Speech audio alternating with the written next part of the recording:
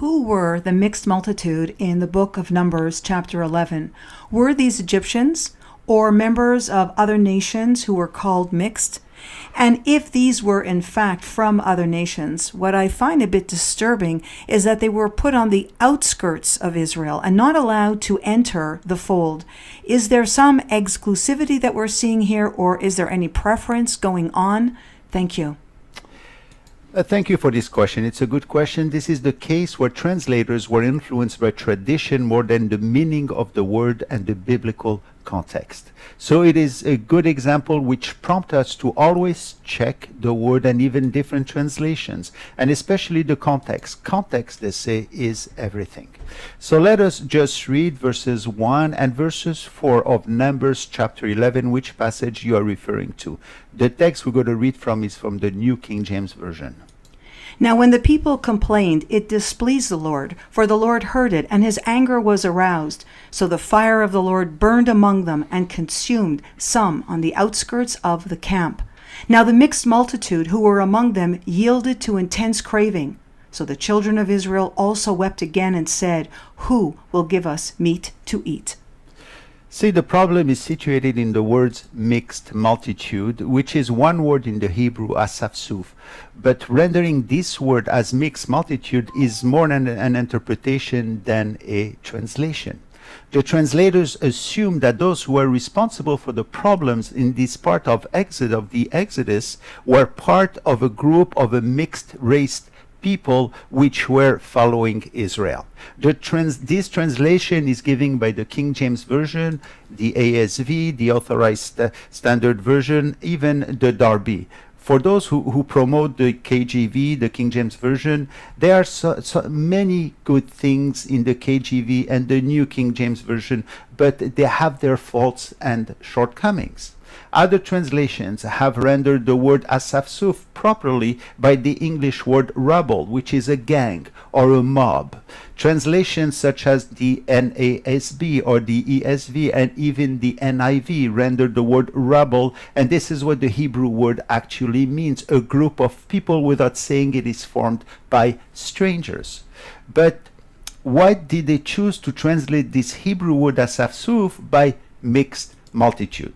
These translators were probably influenced by ancient translations, such as the Septuagint or the Targums, who themselves must have been influenced by a preconceived idea that most problems which occurred within Israel in the Exodus were due to mixed people, not Jews, who followed these mixed people who followed the Israelites.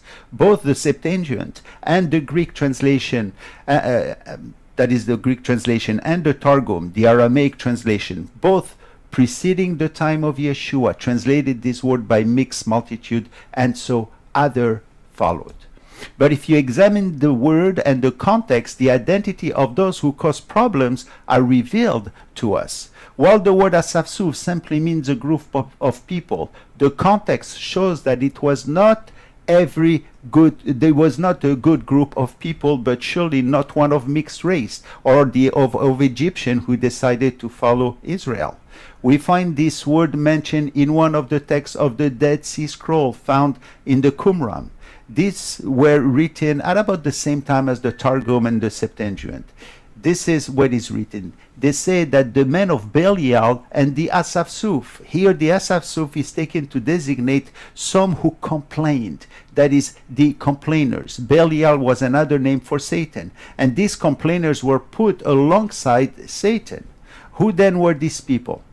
Following the congregation of God were those who were following from the outside. Now they were outside not because they were not Israelites or because they were not welcomed, for God already said that there is one law for all, strangers and natives, and were always welcome to join in. However, these were outside the camp by choice.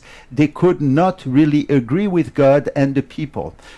But at the same time, they did not want to live, and this is where evil finds its nest to breed. And how did they stand out? By their complaining. This we see it actually through the word to the book of Numbers. That is the main message, and it is for everyone, not only for a supposed mixed multitude. Just let me read you the two next verses in Numbers 11 verse 4, so to clearly see what they were saying. See what it says. Who will give us meat? That's an example. But what exactly were they were complaining about? For they had a lot of meat around them.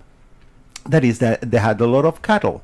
We read that at the Exodus, it says that a mixed multitude went up with them, and very much livestock, both flocks and herds. That's Exodus 12:38. Even though the word mixed multitude here in Exodus is not the same as that in Numbers 11, here it indicates that other people, of whom many Egyptians did follow the Israelites, and along with them, with the Israelites, were much cattle. And when they arrived at the land, in the land that is, 40 years later, they still had much cattle, as we read in Numbers 32 verses 1 to 4. There we read that the Reubenites and the Gadites owned cattle in great numbers. And so what were these Asaph complaining about? See what complaining does. First, it blinded them from the blessings of God, for they no longer saw the cloud, that was constantly with them. And second, they could not see the cattle as well, perhaps. Or perhaps they didn't want to see them, because we see that they had much of it.